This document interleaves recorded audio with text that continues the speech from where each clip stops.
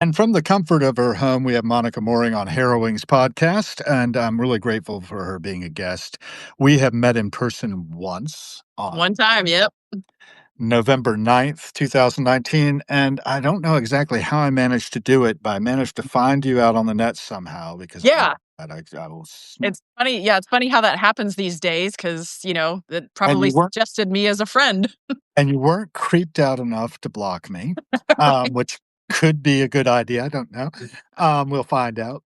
But We we're know there's talking. always good people at the Dead shows, so that's Usually. Yeah, I haven't usually, yeah. actually run into a bad experience yet in that scene, and it's a huge scene that we're talking about here. It Everybody's sort is. of interconnected, and they're kind of like you don't know who you're next to when you Mhm. get into one of those situations down in the front of the stage. I had to spent the first night 11-8 up in the Yep. stands at a nice seat on the front row, Okay. so I could see very well.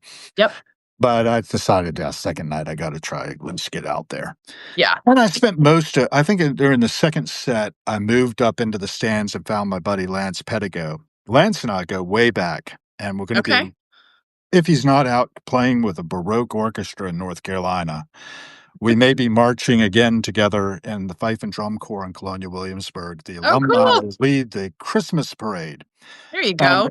Monica, what I like to do is amplify signals through the noise. It's what fifers do, right? That's the whole idea of this instrument is to transmit signals through the noise of the chaos of battle, right? Yeah. And that's why they had them in the 18th century. That's why, and earlier, and why we continue to try to amplify other people's signals through the noise of cyberspace. And your signal, I think, is one worthy of amplification. So, Thank you. that said, I want to hear a little bit about your trajectory from where you were as a trader, right, Yep. to what you're doing now. Right. Right. How did So you get to be a trader in the first place? What that's a brought you funny there? story too, because when I started college, I was an economics major in the College of Business and fully had planned to get, some cushy office job downtown Chicago. That was my goal, just make a lot of money, end up downtown Chicago. And then my last semester of high school, I took an econ course and I loved it. So that kind of determined my major. And Mhm. then once I got into college and started studying some of the stuff, I actually had a friend, a guy friend of mine who was in the College of Ag and told me about an ag economics course that he was taking.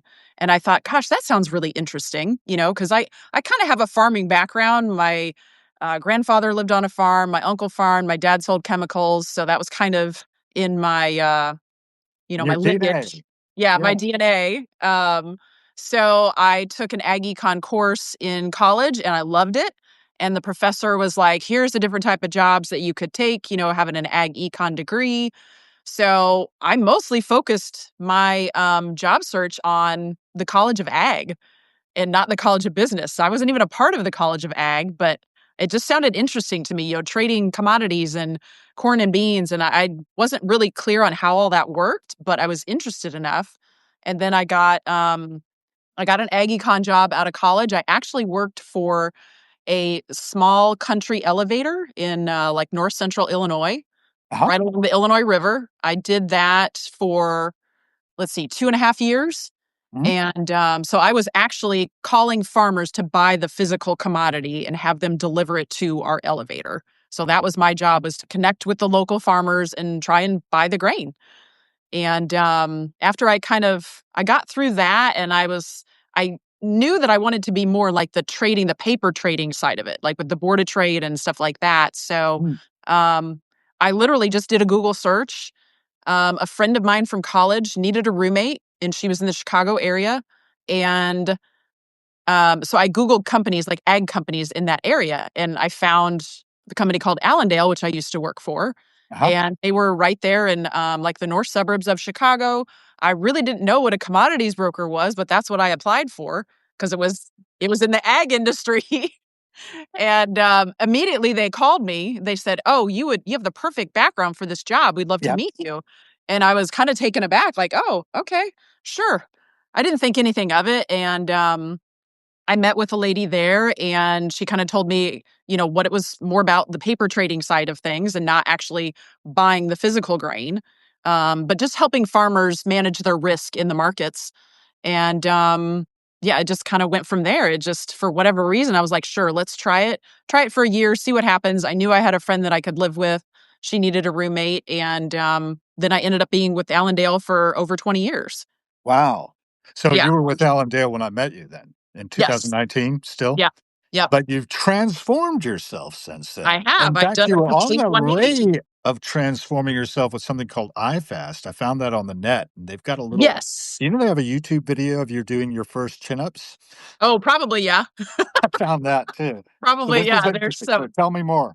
Yeah, so I've always been into fitness. Like I remember doing step aerobics classes in college, and then in 2012 I found iFast, Indianapolis Fitness and Sports Training. I had been like a runner and kind of done, light weights throughout Right. my life and just wasn't seeing the changes that I wanted to see in my physique.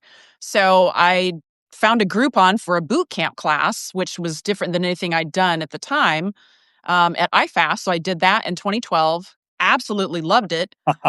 Everybody is just, it was a fun community. It was a fun class. We were pushing a lot of weights. They were really challenging me. It was stuff I had never done before. Right. And I was like, oh, this is really cool. Like, so I basically signed up for that class on the spot. I did that for almost a year. And then they also provided one-on-one personal training or semi-private training. And I switched to that after, about a year of doing the group class. Loved that even more because I was doing heavy weights, I was squatting, I was deadlifting, Right. bench pressing. I didn't know any of that because as females, we don't get that kind of training or introduction to it, growing up. We didn't. Like women nowadays, it's more common, but it just felt really fun and powerful and it felt cool to be strong, to lift things I didn't think I could lift. So Right. I started with a trainer there, and that was probably 2013. And then finally, I just kind of got tired of my commodities broker job, and I was thinking like, what else can I do? I didn't know because I mostly just had like a sales kind of background. And finally, I was out with a friend one night. We were out drinking at the bars, and she's like, "You need to message the owner of iFast." And they had just stopped the boot camp class because the coach who was leading it left. And my friend was like, "You need to coach that class." She's like, "You need to do this. This is what you need to do." Okay. So I was kind of hesitant. I was like, "Oh, I don't know." And she's like, "No, give me your phone." And she like messaged the owner of the gym right away. And I'm like, This is the "Oh kind my of friends God." you need. Right. I'm like, it's, 10:30 at night and he's probably wondering why she's messaging him or I'm messaging him. And yeah, it just went from there. I started coaching a class and that was a lot of fun and he's like, "Yeah, let's take this, small steps so that way you're not jumping into something you can see if this is really what you want to do, without like turning your whole life upside down and quitting your job." Right? So You got a chance to sort of ease into that role. Okay. yeah. Yeah, it was a lot of fun. I loved that gym and that community of people. I had been there for over 10 years, so everybody knew me well, and so I coached that class for about a year, and, then they used to offer an internship program, which was, 16 weeks, so like a semester, Mhm. and, so I liked coaching the class a lot, so I said, "Yeah, let's if you allow me to do the internship, I would love that." Love that experience to learn from the coaches there. Because the coaches there are amazing. Like they're known throughout the whole entire country. My former coach is now with the Indiana Pacers. Another coach of mine is with the Washington Wizards. They're the strength coaches for the NBA team. So we've got a Uh-huh. lot of like very successful coaches and interns that's come out of that gym. So I knew I was getting a lot of, really great information. Even before I did my internship, I had been absorbing that for like 10 years. Yes. So, so I think I bring a little something different to the table when it comes to coaching and my style. It's a little bit different than the norm and most of the things you might see out there. Okay. What And differentiates you? Um, I look at how the body works as a whole and how is that person in front of me, how are they built? What's their range of motion at the time? What are their goals? What exercise is going to work best for them, for their goals at this time? So I look at, yeah, like I said, a body as a whole system and you know, not just one part. So how does the system work as a whole? Right. And if there's limitations, how can we fix that? Where do we start? How do we start building up, towards more range of motion, more strength, more confidence? Um, I guess, yeah, I don't know if you've probably seen some of my videos. It's a little different than I use some different tools. I use heel ramps and, some straps and stuff like that. And I don't really have, I don't have anybody barbell back squat, which is, kind of, I want to say the gold standard of squatting. Unless you're a power lifter, I don't see the need to do a barbell back squat for anybody. It's just not the most comfortable position to have most people in. And there's so many ways you can have somebody squat to get really great results, but they don't have to put a barbell on their back, Okay. which women may be afraid of something like that too, because they've never done that before. And they're seeing, all the big muscly men on the internet doing that. They're probably thinking, I don't want to do that. That's scary, Mhm. Yep. So, yeah, just going about it in a little bit different way and kind of looking at the system as a whole and how can we improve the range of motion. And I do have a lot of my clients do the same things, but maybe they load it in a different way, or it's all very customized and very specific to them for their goals. But I also want to make sure they're enjoying it too. So it's part of what they need and partly what they want, because I have Yeah. some people love to deadlift and they love the trap Mhm. bar or whatever. Then, great, we'll go ahead and run with that. Other people, I have some other people that come from like group classes and they're like, I never want to get on a rowing machine again because I rowed so much in this class that I hate it. So I'm like, cool, fine. We're not going to row. I don't do burpees. I think burpees are ridiculous. I've heard that. So, That's one thing I did remember about some of the material you have out there. yeah. Um, Yeah. So I'm not just trying to make people tired, sweaty, and fatigued. That's not the goal. Okay. So you can go to any class, anybody can, make somebody sweat and make them feel tired. But are you actually improving that person in front of you? Are you making them better than they were the day before? and are you seeing You're them as a whole person? That was another sweating. thing I really flagged on with what differentiates you. And along those lines, what also makes them happy, I think you said, or what's gonna make them feel like they wanna come back. Right. Exactly. Building That's that so trust important. and not like on their first workout, sometimes they may not break a sweat on your first workout because I'm not trying to crush you. I want you to come back and I want you to like it and I want you to feel good. Like, okay, I did some work today. That's good. And we're going to build slowly. You're not going to come in here and we're going to, like I said, make you do a ton of burpees, throw a barbell on your back and, get to it.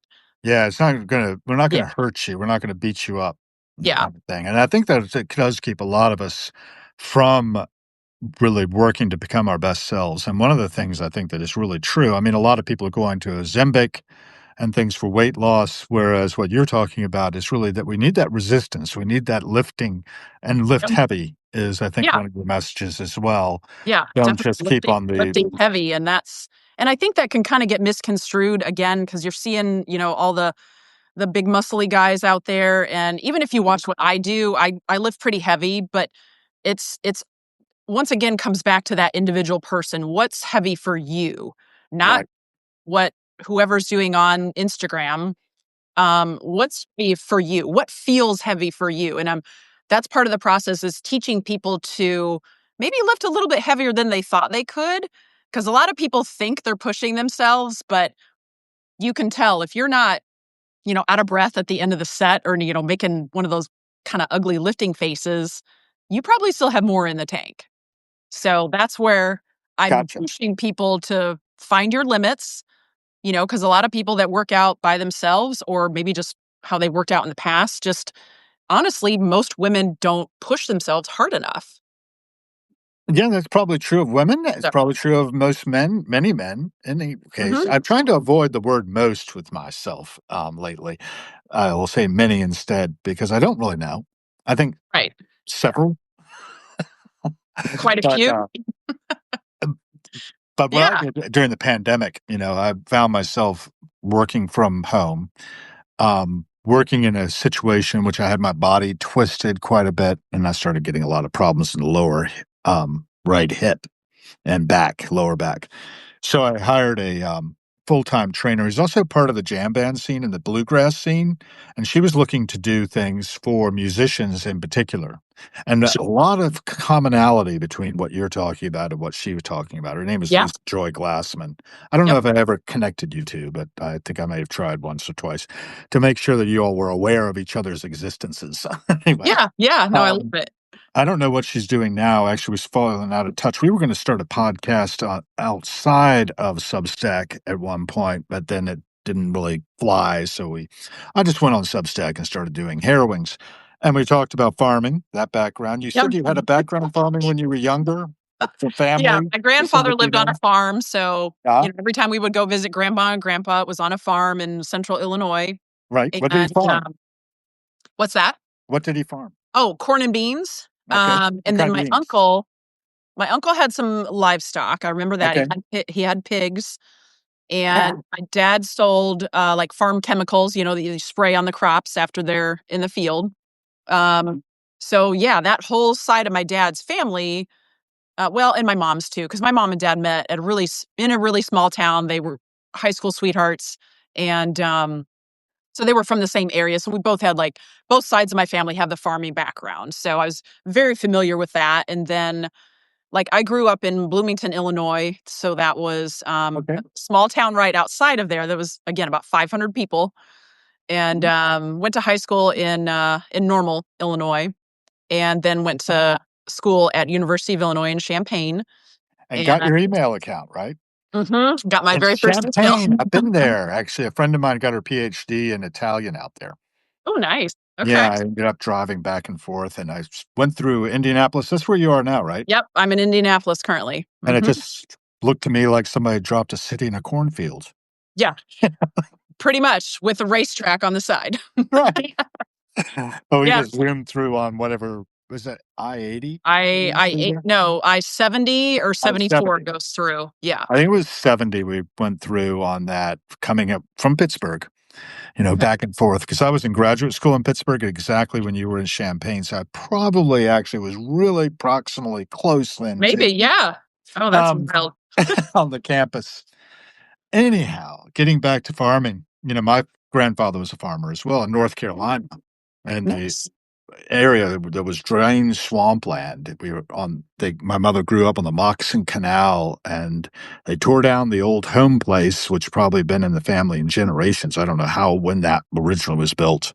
When she was in fourth grade, I think, and they built the house. I remember, but they were living in like 18th century conditions practically in the 1950s. My grandfather farmed with mules. Okay. And one of those mules was still around when I got there, but he'd gotten a tractor before I was born, an old Yeah. John Deere. And I remember that vividly, and that's where Harrowings gets its name, really, because he would Okay. harrow the fields to prepare it for planting corn, soybeans, peanuts, Right. and he Yeah. had hogs. He had hogs, he I was gonna occasionally say, yeah, fattened North a Carolina's steer. a big hog state. Yeah. He had some hunting dogs that were not pets. Yep. They were kept in a pen out on the side. Chickens, you know, Cool. they were so they were pretty self-sufficient, but really had it was interesting to go down there when I was a little kid before they put in a bathroom, you know, Okay. Yeah. they had an I know outhouse, my dad chamber used to pots. talk about an outhouse. I never used one or saw one, but yeah, my dad and my Well, you've seen grandparents talked. porta potties, so if you've been Yeah. to festivals or something, you've probably done that, right? Yes, I So, have. getting back to that idea of keeping your customer engaged, so to speak, when you're coaching and your client, I guess is a better word for it, right? Yeah. Um, that feedback loop is a lot like the feedback loop between the musicians we like and the audience as well. Yeah. You got to keep Exactly. them Yeah. I never thought and about it feed like that that. Yes. energy back and forth. Huh? Yes. I Yep. think that this is like that too. This is jamming. right? Yeah. This because we're making it up as we go along. There's no Yeah. script here. I did throw together some questions, and I thought I always throw them over my shoulder when I start talking to somebody because there's always these interesting layers that I've tilled up. Yeah. Yep. I wanna explore a little bit. So you started this as a coach at iFast first, and then in that community that you had for 10 years before you became a coach, and then Mhm. you decided to spin it off into your own thing, right? Right. How's So, that yeah, going? What's the status? after Give I me an did my update. internship, I didn't really know my goal was to be a coach there at Mhm, iFast, be a full-time, like, one-on-one personal trainer. There was not any openings at the time when I finished my internship. So, I happened to come across a private training studio in Fishers where I live, and I came across them on Instagram, and I bookmarked it because I thought I may wanna come back to this after my internship and explore this a little bit. Because at the time, I thought maybe I'll just train people out of my garage. I don't know. I'm not sure how it all works, but, like how I'm um doing this for my bunker. yeah. So I emailed the owner of the studio and I told her my situation and said, "I'm not sure if this is a good fit, but I like what I see on the website and I found your Instagram. Would you like to meet and talk or whatever?" Uh-huh. And she was like, "Oh yeah, great." So immediately set up an interview with her, and I had to come up with a resume, which I hadn't done in over 20 years. Uh, Wow. and it was completely different than, obviously I put my previous work experience, but I actually think that job did prepare me well for a personal training job just because, Okay. like I said, of the sales background. It's all about building relationships and just talking to people, getting them to buy in your coaching style and what you're doing in the process. So that's all I did with my farmer clients was build that relationship, because as a woman in an ag job, it was not easy at first. Some people just did not want to talk to a woman. Right. So, and I was like, "Okay, fine. I'll go on to the next person." So, I met the owner of the studio, did like 3 different interviews with her because she really wanted to make sure that the vibe between us was good, that I was a good fit for the studio too, because there's like 15 other trainers there. So she kind of vets everybody just to make sure we're going to, get along with everybody else that's there. Mhm. And how it's set up is I just pay a monthly rent to the studio now, and I can bring in my own clients, charge what I want, run my own business however I want. And I think that's really what I wanted to do. I didn't know it at the Right. time, Uh-huh. but now it's perfect. I love the studio. It's private, so no general public can go there. You can't just walk in and, train yourself. So it's only private clients that come there with an appointment. And it's nice and clean, it's woman-owned, it's a very supportive, encouraging environment. It's just a really, really good group of people, and you see all kinds of different, clients training there with their own goals, and everybody's just having a good time. We're, interacting and talking with each other in between sets, and yeah, it's a really cool place. So, I knew right away once I talked to the owner, her and I, clicked really quickly, and I was like, "Yeah, this is what I wanna do." So you've got a community there supporting you as well and all the Yeah, infrastructure available for your coaching business, but you right. basically run it yourself. So you're in Yeah. it.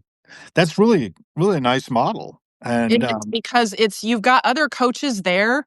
I met my best friend there now. I hang out with, one of the other trainers all the time, and, Yep. we bounce ideas off each other and, can support each other when we're not having a great day or something.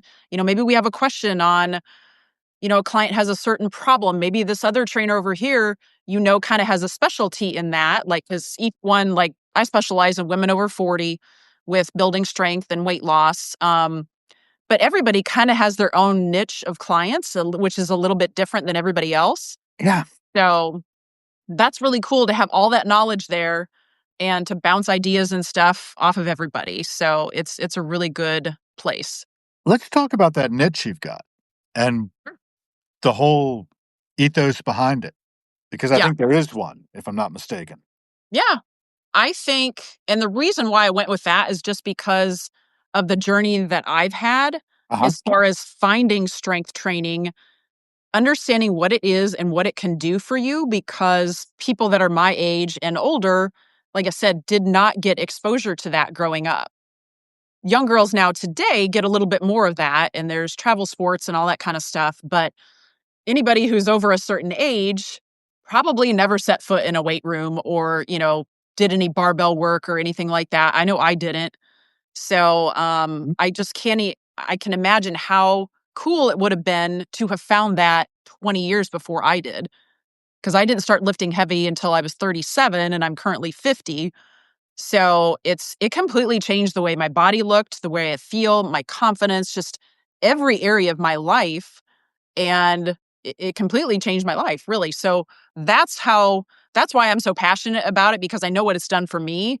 Yep. And I think enough women in my age group realize how good they can feel at this age and what's really possible for them. Right, and that it will actually allow for improvement downrange as well, and so many people, I Right. think, suffer from all kinds of things that are unnecessary because they haven't done the groundwork early, and I think Yeah. I feel like I'm in that category now. But, I did try, to work with my personal trainer for about 2 years to get to where my goals were, but then I ran into the problem of, "What do I want?" Yeah. And I Yeah, that's the thing. You really got to, because if you don't have a strong enough goal or reason why you're doing it, you won't stick with it. right, If you and just I say think you want to feel healthier, feel better, or move better, that's very vague. yeah. So keep asking yourself why. Why do you want to feel better? What specifically about feeling better? What does that mean to you? What does that look like to you? Is that, going up and down stairs without any pain? Is it playing with your grandkids? Is it, just feeling, better in your own skin so that you look nice and your clothes feel good so your partner finds you attractive? Little things like that, but it's more than just like, "Oh, I wanna lose weight," or "I just wanna be more healthy, I wanna get fit." Everybody's idea of being fit is different. So, that's where I try to ask more questions, dig deeper. Okay, what does fit look like to you? Is that, Mhm. you wanna look like the girls that do CrossFit and have a lot of muscle? Or do you want to look like a Victoria's Secret model? All What's are that possible, yeah, huh? what's your goal? What does being fit look like to you? Because there's a lot of different, fit people out there, and what people have in their head. I may be thinking of something, Oh, we're gonna have you and back. they may be thinking, "No, I don't know. I don't wanna look like her. No." So, we need to dig a little deeper. What exactly does that look like for the person? But ultimately, what feeling are they going for? Do they want confidence? Do they wanna feel sexy again? Do they just want to, get out of pain and not have, their joints hurting all the time? That'd be nice. I've Yeah. got one. I wanna outlive everybody else and step over their bodies as I go. I just had a sheer malevolence, you know? Did you ever Yep. see that interview with Bobby Weir, where he's talking about why the Grateful Dead stuck together as long as they did? Uh-uh. He said, "Sheer unmitigated hatred." He knew that one of those guys was gonna slip up and he'd be able to get him. Oh my gosh. Oh, Bobby. But, I'd sort of feed into No, that a that's little bit. It great. was Like, obviously sort of a joke, but that's the thing is, like, so many people are so focused on just losing weight right now, but yeah, what about 30 years from now, 20 years from now? How are you gonna feel? right, Because right. I think a lot And of us that's are it's watching our parents get older too, and we're looking at that and thinking, "Oh, I don't wanna be like that." Right? well, Harrowings got its start, as the publishing arm of the Harold B. Gill Foundation because my father did die at the age of 91. And I watched him go through the equivalent of multiple crucifixions, it seemed to me, with the amount of suffering from having Yeah. been a smoker. He had quit by the time he was 70 or so, so he claimed. And lung cancer came along, and then he was on oxygen after the radiation killed the cancer. Yeah. And, it was pretty much the downward slope, but it was slow. It was Yep. hard. And Yeah, I would exactly. just, That's throw awful. out a line to him occasionally that would make him chuckle, which was bury your pain with pleasure, and then you'll have lots of pleasure. And it's harsh, but it's kind of true also. Yeah. Life will I have a friend who's a psychiatrist, one of the top ranked in the country, who's a Navy captain and headed up Bethesda Naval Hospital's psychiatric thing. He also traveled around with Arlen Specter, the senator, and interviewed world leaders to psychoanalyze them. Yeah. So he saw a lot. And he said, one thing you want to probably write down when he's lecturing a bunch of trainees or something. He's got it on YouTube somewhere. He says, life will hurt you. You might want to write that down. Yes, it will. And pain is actually a good messenger, though, for us as we're trying to tune ourselves. And your coaching for women over 40, I think, is a real service to your community. And I'm sure that those women, has any of them picked up what you're laying down and gone out to be coaches themselves by any chance? I can imagine Not it would happen. not any of my current clients. Maybe I just haven't done it long enough. I'm only like 3 years into this, so, Is that all? um, yeah. I thought it was longer. Yeah. Well, actually, one of the trainers at the studio that we just brought in, Uh-huh. it's a husband and wife group, and he's my age, he's 50. Okay. They were at their own gym. They've coached for over 20 years, and they come in and they're trying to find their way, and with everybody else that's in the studio. And I was talking to him one day, and he really could not believe that I'd only done this for 3 years. He goes, "I would have thought you've been coaching for 20 years." He's like, "You're really good at what you do." And I was like, "Oh, thank you. That was really nice to hear," because sometimes your Right. head's down, you're just going, you're working, you're doing your thing. And then it's like, oh, sometimes you feel like, gosh, am I doing anything at all? Does anybody care? Do people like me? You know, Well, I've got some things to say about that. I'll riff off of that for a minute. If yeah, you'll that was hand me nice the to hear from somebody who, had been in the industry a long time. And, where I'm still kind of, trying to get my confidence and get my footing and everything. And yeah, that's nice to hear, which I think everybody wants to hear, We do want to hear that. I'll open it up to the people who are watching because one of the great things about this kind of medium is people are actually here. And one person has written something along the lines of about range of motion, just Mhm. said, and range of alternate truths. So I don't know. Alexi and I go back and forth about a lot of esoteric stuff from time to time. I'm a huge skeptic, but I'm very interested in esoteric stuff. 'Kay. But getting back to your thing about is this worthwhile doing? Harrowings, podcast, the writing I'm doing, the kinds of things I'm exploring. Does anybody care? I don't care. And I got that partially from a very lovely human being that I met in the course of my time at Pittsburgh when I was in graduate school when you were out in Urbana-Champaign doing your undergraduate work. I was After I got out, I ended up getting connected to a creative writing professor named Lewis Norden, who was known as Buddy. And he's from Itabena, Mississippi. There's a lot of stories there, but he wrote it finally his memoir when he was about my age now, or maybe a little younger. It was called Boy with Loaded Gun, which I think Okay. describes a lot of us. We are kind of dangerous to ourselves and others. But Yeah. he said in an interview that lasts like 1 minute and 24 seconds that when he wrote, he said he loved please people. Something my wife tells me I'll never have to worry about is being a people pleaser, which I get this perverse pride in. But to riff off of that idea of the self confidence and such, he said, but when he wrote for his best self, kind of supernatural loving kindness that loved him as much as it possibly could, but liked to see him do any well. But it was an indwelling spirit he wrote for, that he did things for, Yeah. that motivated him to get up in the morning and put his fingers on the typewriter Yep. and to try to be a writer. I'll tell you a little story now that I got the microphone for a second, because I think it's a funny one, and it may not be. So be warned. I like to, set expectations low. There you Seventh go. seventh anniversary with Len, my wife, of now 17 years. It says about 10 years ago. Buddy's been dead for about 3 years. But I go into this room where there are usually a bunch of newspapers and books and stuff scattered around a lounge that I frequented, and I found just one book on the table, and it was called The Bastard on the Couch. 27 men write about, life, marriage, fatherhood, whatever. So 27 short stories.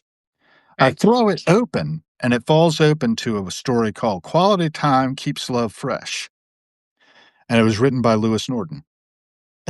Like, that's very funny.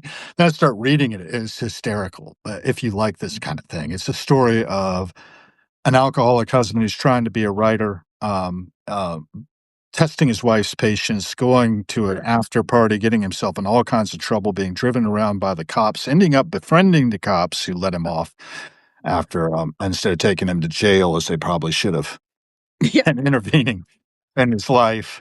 But it's quality time keeps love fresh was the message, and so I've tried to make sure I spend a lot of time, making my wife's life what it ought to be. But I sometimes neglect myself, So Yeah. I guess what I'm leading to is the dynamic of trying to please others. Is it worth it? It has to come from somewhere deep down within. I've Right. taken a lot more than a minute 24 seconds, but he was much more efficient with words. And I guess Yeah. efficiency and effectiveness in the work we're doing for each other, with each other, is also a really important thing that I want to talk about, that you must bring to your clients, I expect. And then to Right. your own life, balancing that, because I expect that it's must be training to some extent to be working with people who have needs that you're Yep. trying to fulfill.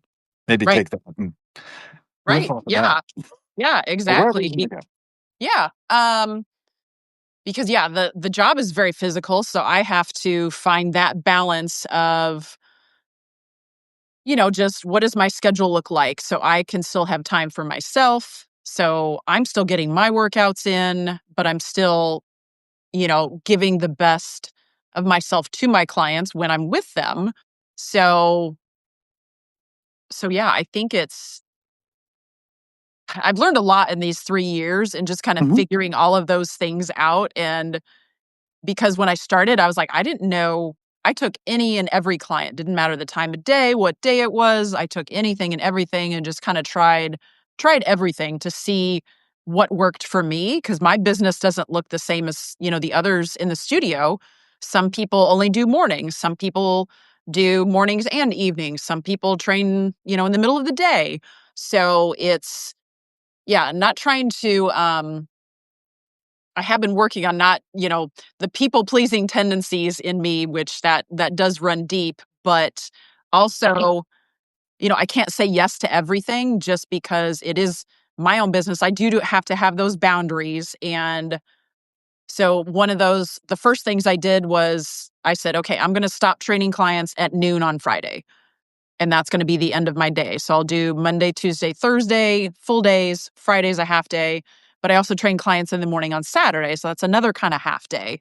And then I finally said no to anybody on Sundays. I don't work Sundays. I don't work, Saturday. I only have 2 clients on Saturday, trying to, weed out or get rid of my Saturday schedule so I can have a full weekend. Just, things like that. Like, you don't know when you start how you want your schedule to look or what the business, you know, Right.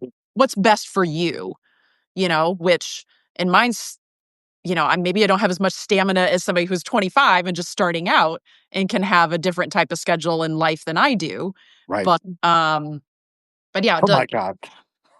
those, just those kind of things. And then it's like, how long are my sessions? Like when I started out, I had 30, 45, and 60-minute sessions. And then I quickly realized that I only want to do hour sessions. That's just how I program, how I operate. I think it's going to give the people um, the best for what they're looking for. Uh-huh. Um, and it's just the best for their amount of money, right? So I don't know that, if you only have somebody who comes once, like 30 minutes once a week, yes, it's better than nothing, but I think a 60-minute session is way more beneficial, and that's Yeah. just me. Little things like that, like how do you, there's the business side of things too, like how do you take your payments? Do you use Venmo, PayPal, or something else? And little things like that. It's just all these moving pieces that I really didn't think about or didn't know about in the beginning. But yeah, piecing it all together, I feel like I'm in a really good spot now, and I have certain hours that I work. I've got a really good group of clients that have been with me for quite some time now.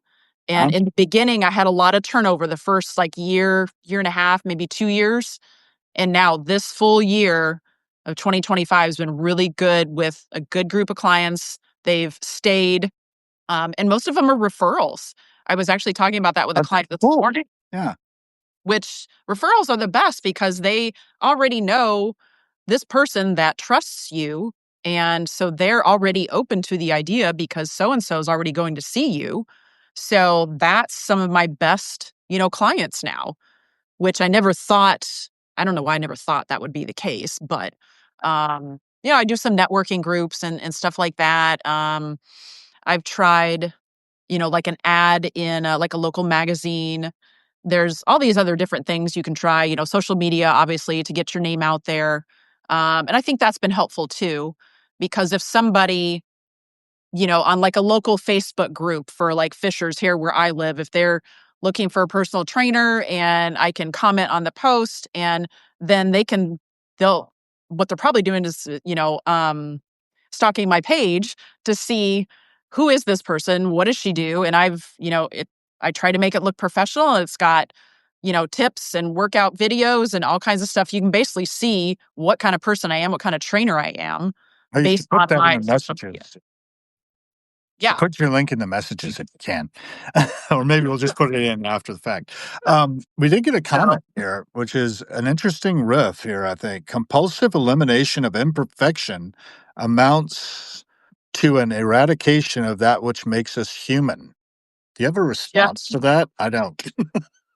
I think that was basically saying don't try to be perfect, if I I could sum think it up. so. Yeah, Which that's pretty cuts it to the chase. Yeah. I struggle with that. I'm a perfectionist, and that's a big thing I think some of my clients struggle with too. They're like, if I can't do it perfectly, especially when I give people like a new exercise that they haven't done before, and they're like, oh my gosh, I suck at this. I'm so horrible. This is terrible. I'm not getting any better. And I'm like, you're not supposed to. It's new. It's new to you. You're a you're a beginner right now. You're not supposed to know how to do this.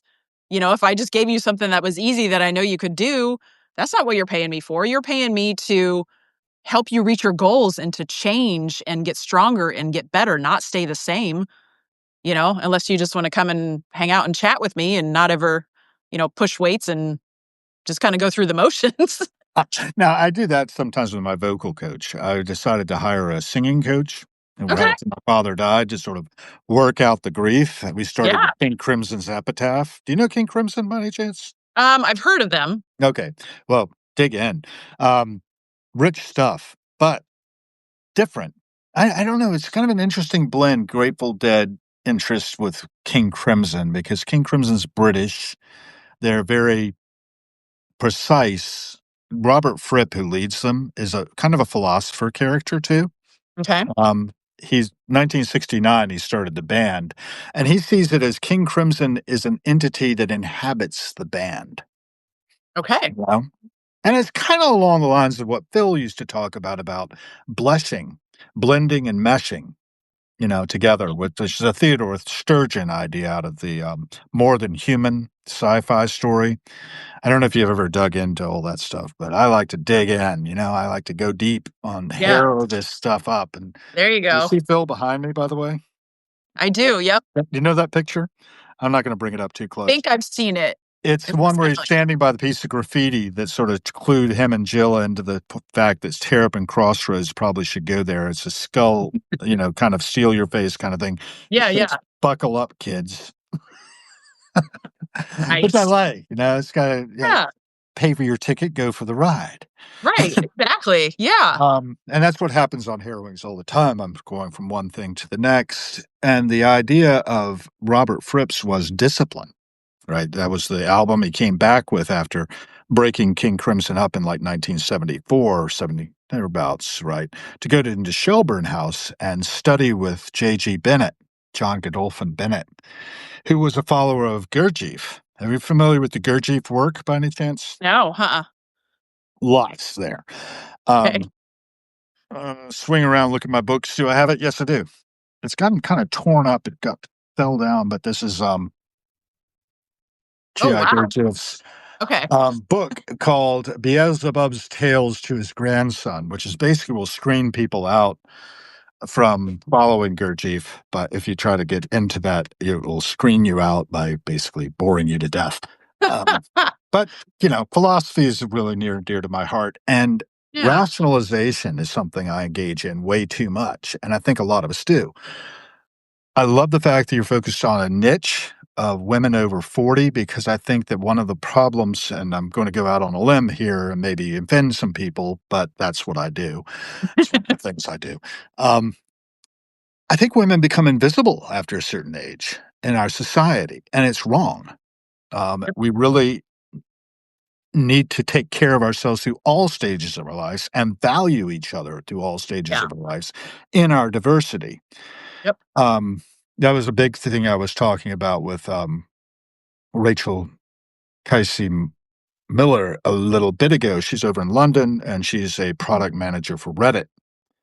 And I happened to stumble into accidentally, like I kind of stumbled into you accidentally. And at that company show, I was at a KM World Conference trying to learn everything I could about, particularly enterprise artificial intelligence out there.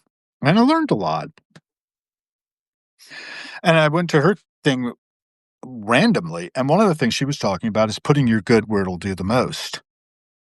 So you're doing that through your life, through your practice, and it seems to be what really lights things up inside for you. Would you say Yep. that's an accurate assessment? Yeah. Totally accurate. And I think that the more we light each other up, the more fire we can catch from just one person talking to another in conversation, we can transform this world. Yeah. We can turn things in a different direction. And that's sort of what Yeah. Harrowings is also about. If you ever catch a Harrowings live, I'll just go and hit the live button. It says live with Hal Gill. And I'm Yep. walking down the street, camera pointed outwards. I'm not interested in looking at me, not my age. And I just talk about what I'm seeing in the passing show. I take the passing show from another source. Have you ever heard of Ronnie Lane? Mm-mm. Those were the Small Faces back in the 60s. And then the Okay. Faces. You've heard of the Faces? No. Rod Stewart led them for a while. Oh, okay. So you give Rod Stewart was a point of identification we can make there. Yep. Well, Ronnie Gotcha. Lane was their bass player and songwriter, and he got MS. And there was the ARMS concert to try to raise money, advanced research for multiple sclerosis, which is kind of famous from way back when you were a child. I was a child too back then. They got Eric Clapton, Jimmy Page, and Jeff Beck on stage together, like Oh, the wow. three Yardbirds guitarists. And they Yeah. were trying to raise money for Ronnie. But before he died of complications of MS, too young, as many do, he had something he called the passing show. It was like a circus performing arts thing that Yeah. roved around England Okay. as a caravan, like a bunch of gypsies. And I love that idea that what we're all looking at out there is the passing show. Yeah. We're all temporary, and we have an opportunity by our actions, whether we're conscious of it or not, whether we're awake and aware. And that goes back to Gurdjieff, who would sit in front of his audience waiting. They were waiting his students force him to say something, and he would sit in silence for a while and then yell, "Wake up!" Shock him into Oh my goodness. because most people are unconscious most of the time. I don't have the here handy, but I've also had a book jump out at me at a bookstore not too a few years ago called Beyond the Robot. It's by Gary Lachman. Have you heard of Blondie? The band? Yeah. Yeah. Gary played bass for them Okay. and then went on to become a writer on all kinds of esoteric topics, Oh, including wow. Colin Wilson. And Beyond the Robot is about the life and times of Colin Wilson, who wrote a book called The Outsider in the 1950s. So all these things feed together, right? They're all Yeah. threads. There's all an intellectual history here we can follow. And the idea is that we are largely unconscious. And I would walk down the street, I see people, I'm watching people, and I'm thinking, what is going on in their heads? What are they thinking about? Yeah. I And think my a lot of people nowadays we're just on autopilot and we're only focused on our world, what's going right. on, and we just go through the motions every day. So, yeah. And one of my mantras along the lines is remember every cent spent is a vote for the world we are co-creating. Because I see this as homo economicus. And as a trader, I think you Mhm. can understand Sure. moving things takes money, which flows through the Right. It's system, energy. It's going somewhere. right? You're And the making a people making difference in profit some way. on our lack of awareness. Right? Yeah. It's the traffic song. Low spark of high heel boys is springing to mind.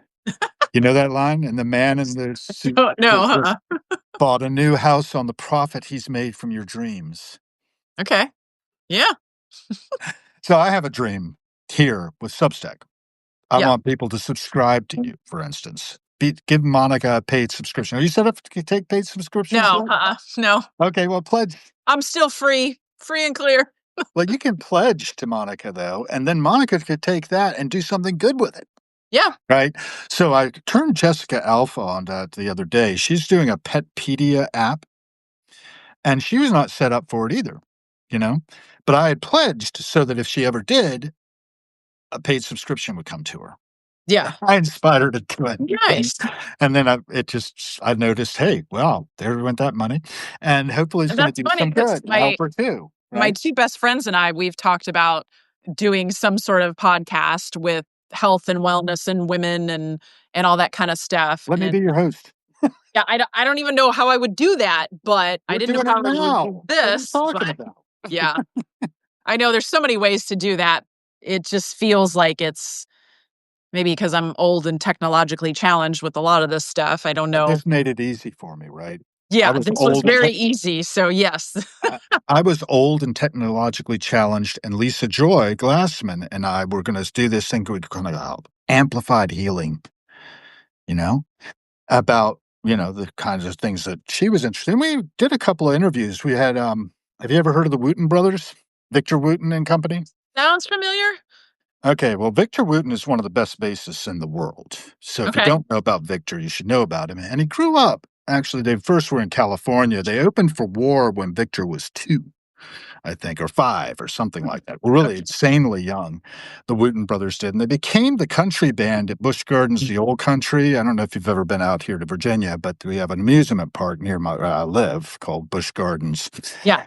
and they had a country band, and the Wooten brothers were like the fixture of that. There were 5 of them initially, and one has died, but Victor played with Bella Fleck and the Flecktones. Does that ring a bell? Yeah, yep, yep. Victor's the bassist, and Roy Fruiterman is the drummer. Okay, And Reggie, their older brother, is the teacher. He taught them from the okay. time he was a youngster, and he's a guitarist.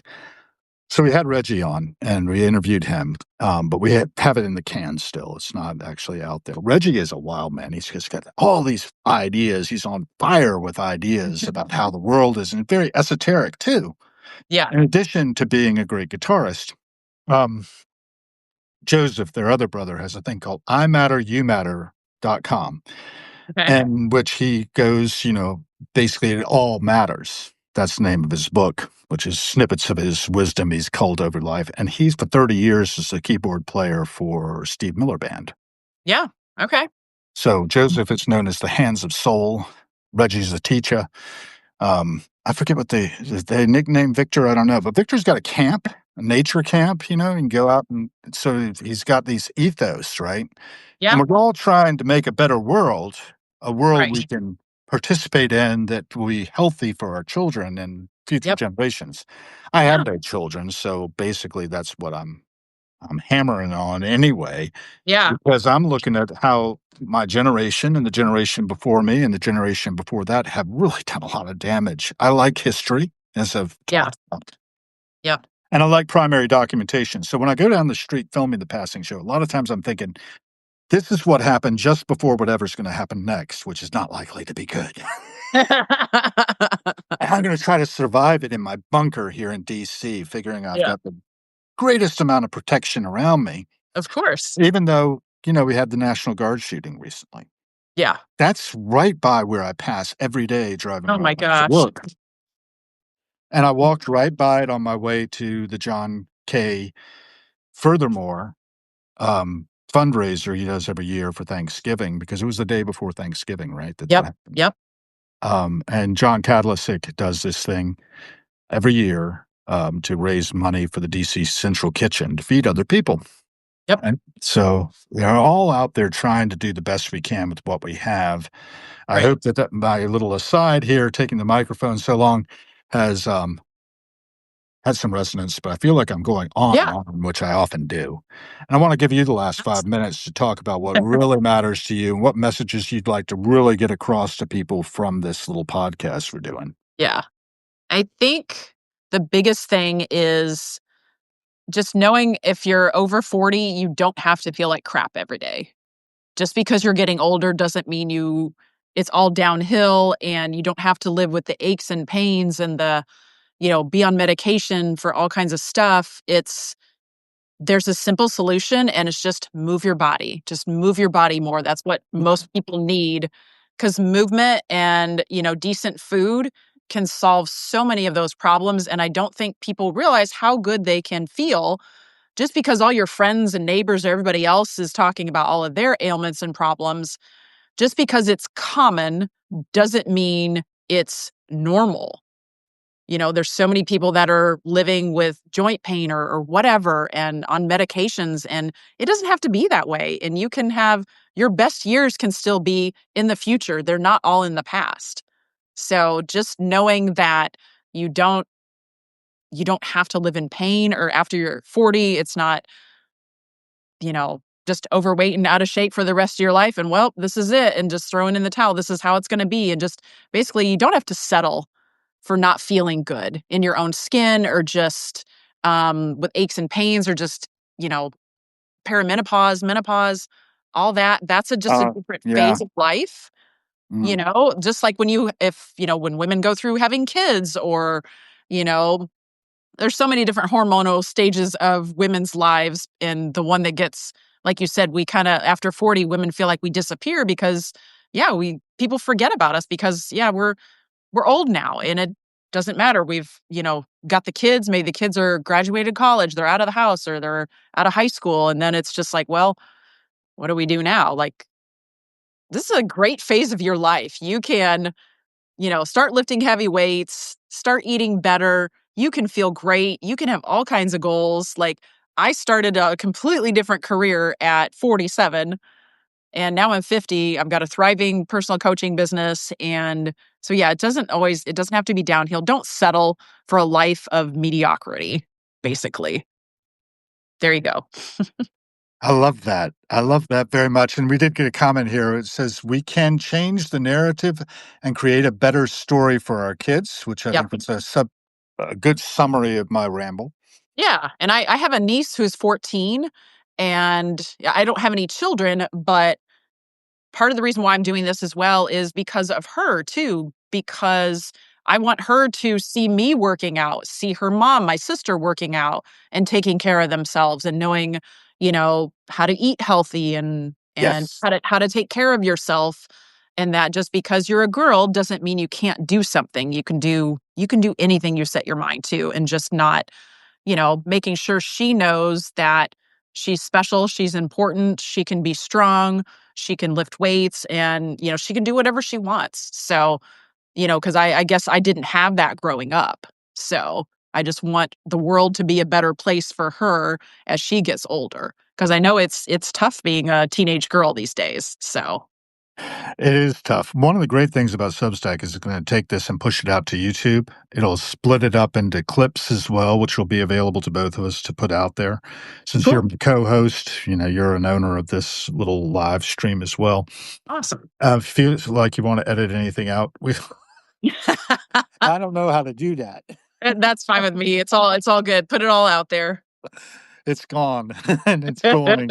Um, and I love what you've said so far. I'm thinking, about the food in particular because my wife went through a situation where she's had a stroke.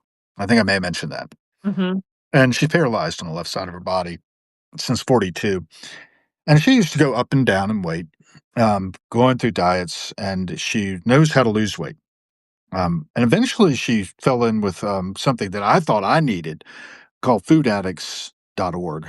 And I don't know if you've ever heard about them, but they came out of the gray sheeters from the Overeaters Anonymous movement. And, they weigh and measure everything they eat, call, their sponsor 6 a.m. in the morning every day, commit their food, call 3 people in the program as outreach calls, so that, getting an answer machine doesn't count. So doing that, she lost 80 pounds in 8 months. It's all down to calories in that case, I could see. Of course, she Yeah, can't really do the strength exercises having yeah. hemiparesis. She's very strong on the side that works, and, of course, the left arm doesn't work. Left foot has to be braced. There's a lot of atrophy in the muscles and such. Yeah. And she's kinda stopped doing the physical therapy and things like that now. But anyway, I think that Yeah, her that I mean, that example, yeah, that though. proves a calorie deficit You're always right. works. And I think that that But, also I think gives, the and other she key got there off all medicines. That was what I wanted to get to. Go ahead, yeah, say and now. the other key there, I think, is the accountability. If you don't have some sort of support in your environment around you, if you're hanging out with people that are all out of shape, drinking all the time, binge eating on the weekends, and that's not gonna be a good environment for you to hit your goals. If your goal is weight loss and you wanna eat healthier, who you hang out with and what's in your environment will be big determinants of your success. So, having a coach, having even a partner, a supportive partner Mhm. that's willing to help you be on this journey is going to make so much difference. If you're just Community, trying to yeah. white knuckle your way through on your own, yeah, it's probably not going to last very long. So, And it's community, I think, too. Yeah, like you said, having support, definitely important. There are also the things about anorexia nervosa and bulimia. I think my sister suffered from bulimia, and I don't know that she doesn't still. I have no idea because I'm sort of not in touch. And or have bouts. I think she overcame it, but how would I know? Because a lot of times there's a lot of shame associated with these things, and we keep them to ourselves. I'm yep. running over our time if we were going to do an hour, Monica, and I want to be respectful of that. That's okay. I don't have to be anywhere for a bit, so we're good. We'll ramble out a little bit then, if that's okay with you, because I Yeah. think these are really important things. I had a girlfriend who had anorexia nervosa to the point where it nearly killed her. Oh my And gosh. she's now a counselor in that field, and which I think is wonderful. She's about your Yes. age.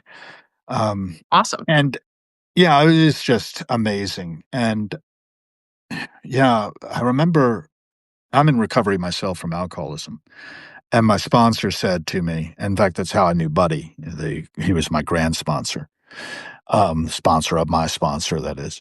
Yeah. And I remember taking the situation to him when I was dating this young lady. And he said, we have our control problems, Hal, but they make us look like pikers. Which is rank amateurs is what that means. He Yeah. Yeah. over I uses Yeah. different language. And he had had problems as well in this area, but learned he took his addictive behavior and used it to, you know, transform himself when he was told he had high cholesterol or whatever. He reversed all that stuff by doing a lot of bicycling and Yeah. changing his diet. Yeah. And it's possible Somehow, to yeah, reverse these channeling things. that energy or that negativity into something more positive, Right. that's amazing. Yeah. And by doing that, of course, he becomes an example to others Yep. who can see what he's done. Don't tell people, show them. Yeah. So when you're coaching, I'm sure you're doing a lot of the workouts that you're asking your Yeah. clients to do, right? Yeah. And that's the And same. I train the same way that I train my clients. And I mhm, have a couple clients that have had like back pain. And I actually had back surgery uh 10, 15 years ago for wow. a bulging disc. And that was why one of my current clients, and she's now one of my strongest clients, that's why she decided to hire me. She's like, I know you've been through the back pain issue. I've had the same thing. And she had surgery. Oh gosh, it was probably a couple years before she found me. But yeah, she was basically afraid to do anything because she was scared of hurting her back again. So yeah, that kind of mindset where, you don't know what to do, you don't wanna hurt yourself again, but, trusting somebody to help you with that issue, I think is huge. I don't know if you can see the comments, Monica, but there's got another one from Nadia in Switzerland who is Yeah. saying, "What if the way architecture could serve us better all aspects of ourselves over 40?" She's 50. I can't quite read it. Can you see it? I don't see that one. Let's see. I don't know if I can And scroll. Oh, I'm there we go. 50 and in better shape than ever. Love what you guys are sharing. Oh, I see it now. Says Yep. gratitude and love from Switzerland. Yep. Awesome. Thank you. Yeah, thank you so much for the feedback. We really appreciate that. And if anybody is getting anything out of that, wonderful. If you're not, oh, it's fine. Yeah. As far as I'm concerned, because For a I'm not a long people ride. pleaser. I will just throw it out there and I miss 100% of the shots I don't take. Right. So I'm Exactly. making it If you when I don't get back. ask, the answer is always no. And I asked Monica if she'd come on and be a guest. She said yes. Wonderful. Yeah. So I would love to have you back again to talk again at some point. So we will probably try to do Sure. that if that's okay with you. And if not, I I never know. That's one of the things I also keep myself in a space of. I never know if I'm going to wake up the next morning, and therefore I treat every day as though it's another day in the bonus round of a game of Beat the Reaper. There you go. Yeah. And so far, I'm in the So far, game. you're winning. Yeah. One of the things we also talk about a lot on Harrowings is artificial intelligence and where that's going Yeah. and That's very interesting. what people's opinions are of that. Do you have an opinion yourself? Or you're a Uh, user or anything? yeah, I do use it sometimes. I know a lot of fitness people will use it to write their captions on their posts and everything, but I think I feel like people would know if I write all my captions myself, no chat GPT or anything, because I think Yeah. it doesn't sound like you. It doesn't sound authentic. And I don't want to have some specially curated page that's perfect or whatever. I'm just gonna say what I feel in the moment. I don't schedule my posts. I don't batch do a bunch of content. I just post when I feel like it and when something Good for you. comes up and I feel needs to be put out in the world. So, and then it's funny because along that line, I had a client of mine who used ChatGPT and he said, "Give me a workout that does this, this, and this," and then he actually sent it to me. And because him and his wife are clients, and Huh? they joined a brand new local fitness center that just opened. They were gonna do some workouts on their own, and he said, "Hey, look at this workout. What do you think of it?" And I was like, Mm, "That's pretty cool that he asked me about it." And the workout was great. It was fine. yeah. Um, and I saw another coach that I follow and is very, credible. Um, and I think I shared it on my story the other day, something about like you can, there's all kinds of ways to get free programs, free nutrition stuff, all kinds of free stuff on the internet. But, you know, are you actually going to do it on your own? Right. There's no coach holding you accountable. What happens if you get hurt or maybe you don't know how many reps and sets or how to progress it? There's so many things that come along as far as following a training program and, hitting your goals and getting success. It's like I said, we've got all this free stuff everywhere. So why aren't people in shape? I, Why do people, if there's so much, we know what we need to do. We know we need to be lifting weights, doing cardio and eating right. So why aren't we doing it? If all this information is out there. It's more than just having the info. It's you got to do it. You need accountability. You need support. What happens when life gets crazy and you need to pivot? And how do you navigate those kind of things? right. So that's why people give up. They'll try a free program for, I don't know, a few weeks, and then something will happen. Life gets in the way, or maybe they tweak their ankle or whatever, and then they don't know how to keep going. Oh, that's really interesting because I've got a friend who's So, been on this podcast as well, has a site called Self Disciplined. And he's big on the pivot, and how quickly you can recover yep, your discipline. yep, Because if you beat yourself up from dropping the ball, then I do that. I'll just sort of give up, like you were saying earlier about just giving up completely and yep. figuring, oh, well, this is the way it's going to Yeah, be. if it's not Just perfect, well, then going I'm to get not going down to with do the it. flow. Yeah. Yeah. If I can't do it right, I'm not going to do it at all. Yeah. That's the exact opposite attitude you need to have because I always tell my clients that the majority of their workouts are just going to feel average. They're not all going to feel amazing and they're not going to all feel crappy. Most of your workouts are going to be average, and that's fine. Yeah. If you train long enough, having a bunch of consistent average workouts will take you very far. You will get results. Even if you're not crushing it every single day, every single week or month, Mhm. just keep showing up. Keep Average showing workouts up. are great. That's a Yeah. great pivot point too. The thing I sort of wanted to talk about a little bit based on that, keep showing up. For people who are doing this kind of thing that I'm doing right now with Monica, keep showing up for it. You know, I listened to someone talk a great deal about how after 7 weeks, the project they were trying to work on with somebody else, it fell apart, or whatever, didn't work out. And it was like, it was 7 weeks and you're still alive. Yeah. So, have you ever Seven seen seven that? weeks is nothing. Here's one I like to plug quite often. 2019, about the time I met you, Jeff Bridges received the Golden Globes Cecil B. DeMille Award. Did you ever see that clip where he gets up there and is doing the acceptance speech? It's got a hell of a message. And you know Jeff Bridges, right? Yeah. You know, the Yep. Big Lebowski. Yep. My wife always compares me to John Goodman in that. You're not an asshole, Hal. No, no, you're not wrong, Hal. You're just an asshole. Yeah. Right, that kind of thing. I get You're a like, lot of that. thanks, I think. Yeah, okay. Am I right here? But Yeah. Jeff was saying, we're alive, man. We can turn this ship where we want it to go. And he used the Right. example of Buckminster Fuller and his influence. You familiar with Bucky? Mm-mm. Buckminster Fuller was this guy who designed the geodesic dome. That's what he's most famous for. Okay. He also did the Maxicon car or something like that. That sort of didn't work out. But he was like, don't try to change the world, but change the model you're starting with. You can't really change the system. You make a new system that works for everybody. And again, that's sort of a line with Substack. And what we're doing here is a noded network where there's non-hierarchical connection between people. Yeah.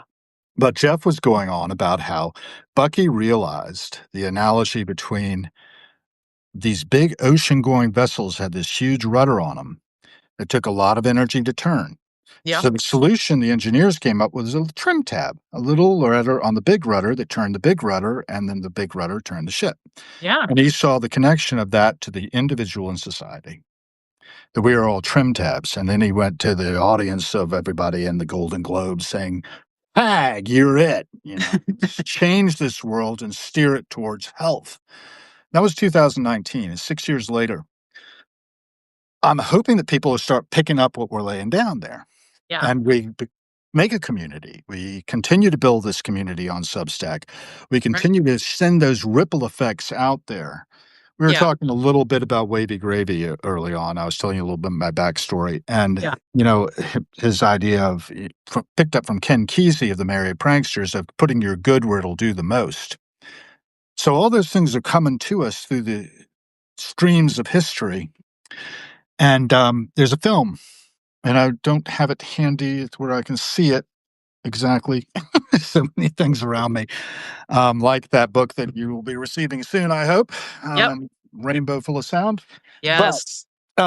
it's a delight. I've got to read it, actually. I did have Jay on as a person, but the Yeah. film Saw that we're that. talking about was called The Wavy Gravy Story Saint Misbehavin' by Michelle Ezrick, and I hope to have her on soon too. Don't know when that's going to be yet. Working on it. Um, and she directed this beautiful film in which the message is very clear that if we do get together in community, we can really change the world. Are you Mhm. familiar with Chicago by Crosby and by Nash in Mhm. particular? He wrote it. Yeah. Yeah. He was targeting Stephen Stills and Neil Young when he said, "We can change the world. Won't you please come to Chicago or else join the other side?" But the reason did that song, he got a call at like 8 a.m. from Wavy Gravy telling him Okay. about the Chicago 7 had been arrested and would you please come to Chicago? Okay. Okay. So, we can really do a lot just by reaching out and connecting with each other Yes. and I then think that building and that connecting community. like this and not just through Right. social media or texting. But yeah, I know everything is all virtual now, but yeah, I think that's kind of what a lot of us are missing right now is connection. And that's part of what I love about my job is seeing a client in person versus, just giving somebody an online program or something like that. I love the in-person part of it. I really do. I really enjoy building that relationship, seeing them, 2 to 3 times a week and just making that connection, building that trust. And I think that's what, most humans want to be seen and heard. They want connections, super important in life in general. I like to be invisible personally. I like to be the force behind things. Gotcha. I like to be the catalyst that brings two things together and then sees what sparks will fly. Yeah. You know, I I love that. like that too. Yeah, that's very cool. That's very cool. Yeah. Last night I was at the 9:30 club at the Happy Fits sound check. I didn't stay for the show. I'm too old for this. but I did support the artist by paying for the sound check opportunity. Filmed Yeah, a little bit while I was there. Went actually Substack live with it for a little bit as nice. well. So if you go out to my thing, you can scroll through my activities because it'll be buried because I do so much activity. But Raina Mullen taught me a few guitar lessons. She's a guitarist with them now, Nice. and that was just really brilliant. Have you ever heard of her, Raina Mm-mm. Mullen? Okay, No. it's associated with the dead, right? Yeah. As All their things go back to the tentacles dead. are everywhere. They were responsible for the internet, more or less. Did you know that? I thought Al Gore was.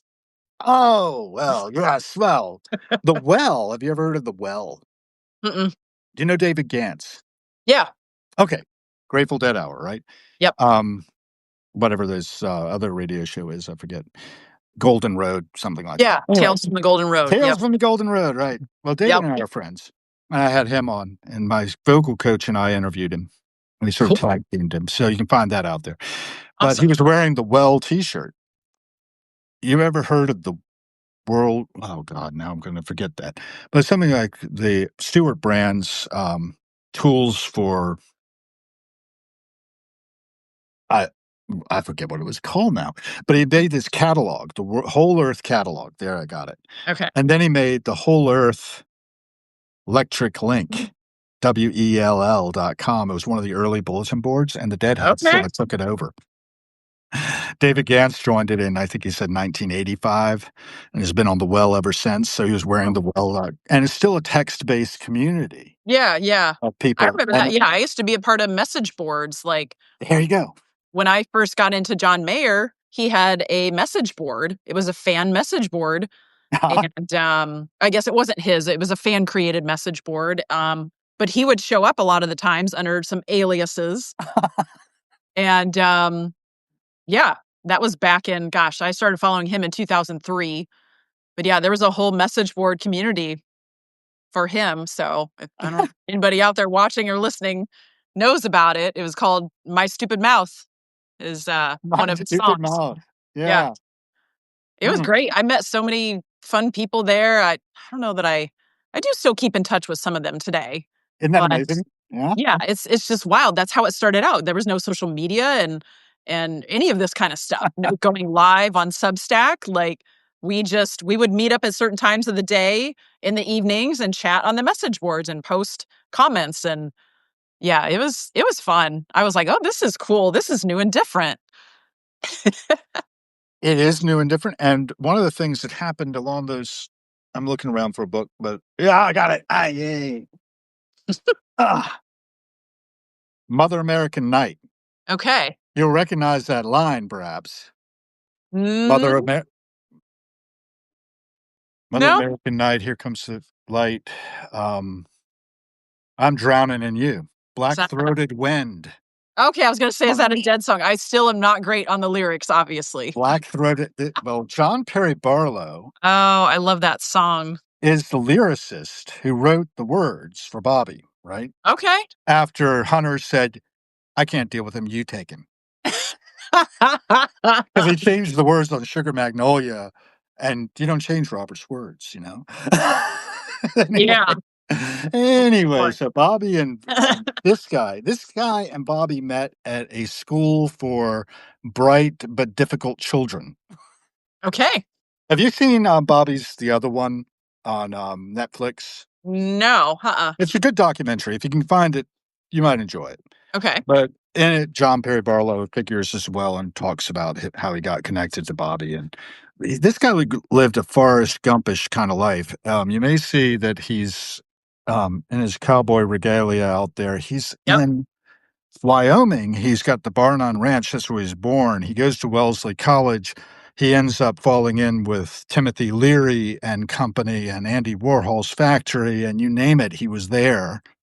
And Wow. then when the Dead come out to the West, he meets up with Bobby again, who's part of the West Coast scene, Yep. and they connect at the Fillmore or whatever. Mhm. So, Cool. he be where they founded the internet, right? Um, John Perry Barlow fell in with some guys who were phone hackers, and they called themselves the Legion of Doom. In the early days of the internet, when everything was on the phone lines, Yeah. well, the FBI shows up at John Perry Barlow's house to investigates his connections to the Legion of Doom. We're a bunch of teenage kids who are just trying to get free long distance, right? And Not like the dark web nowadays. yeah, but they doxed him, among other things. So, you're familiar with doxing? No. Horrible thing.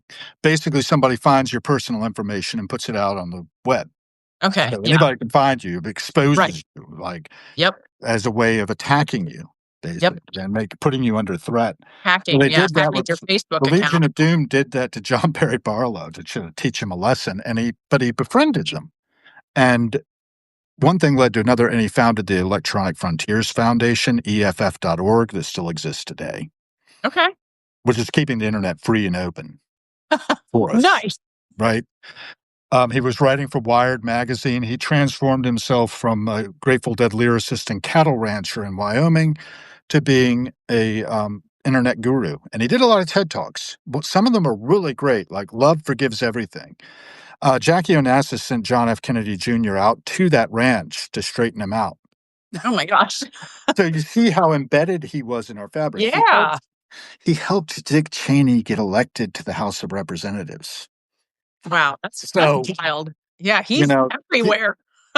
yeah, it's like we're everywhere. Well, Bobby, you got nothing on this. I love the Yep. fact that Bobby will say, I think I've spent more time on a stage playing and singing than anybody in history. Hmm. And Barlow just looked and said, I can't figure out whether you're bragging or complaining. Yeah. Maybe a little of both. I think it could have been. Anyway, we were running over time, as I mentioned, and Yeah. I really appreciate that. And I will go everywhere with this. And there are a lot of other places we go with the John Mayer fandom, I think, too. Oh yeah. Because I didn't know anything about that. When I talked to somebody, I learned so much. Right. And it's the Really. same thing. Like I never would have become a Dead fan if it wasn't for him. And when he first started with them, I was like, "Ugh, when is this going to be over?"